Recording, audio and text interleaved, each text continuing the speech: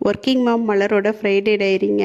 எவ்வளோ சிரமம் இருந்தாலும் நம்ம குழந்தைங்களுக்காக பார்த்து பார்த்து செஞ்சு கொடுத்தோம் அப்படின்னா அதை அவங்க விரும்பி சாப்பிட்டுட்டு வந்தாலே நமக்கு ரொம்ப சந்தோஷம் வந்தாங்க.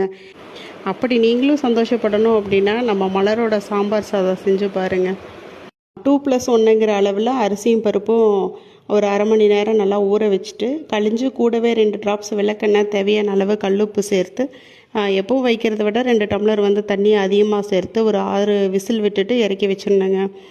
அதுக்கு முன்னாடியே வானலியில் சீரகம், மல்லி, வெந்தயம், கடலைப்பருப்பு, உளுந்து, வரமிளகாய், கருவேப்பிலை, தேங்காய் பூ சேர்த்து நல்லா வறுத்து ஆற வச்ச மசாலா அரைச்சிக்கணுங்க. சின்ன குக்கரில் வேணுங்கிற காயெல்லாம் சேர்த்து உப்பு, மஞ்சத்தூள், மிளகாத்தூள், சாம்பார் தூள், அரைச்சி வச்ச மசால் பொடி சேர்த்து நல்லா வதக்கிட்டு கொஞ்சமாக தண்ணி சேர்த்து ஒரு 2 விசில் விட்டு அரைக்கணும். காயை வேக வைக்கும்போது முக்கியமாக அரசாணிக்காய் சேர்த்துக்கணும். கூடவே 2 ஸ்பூன் கரும்பு சர்க்கரை சேர்த்துட்டு கொஞ்சமாக புளிக்கரைசல் ஊற்றி நல்லா வேக வச்சுக்கணுங்க.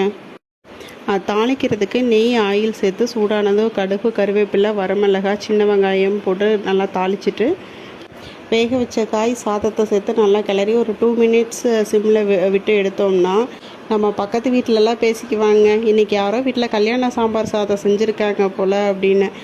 நீங்களும் அதை ட்ரை பண்ணி பார்த்துட்டு கமெண்ட்டில் சொல்லுங்கள். அப்புறம் கண்டிப்பாக நம்ம பேஜை ஃபாலோ பண்ணி மலருக்கு சப்போர்ட் பண்ணுங்கள். தேங்க்யூ.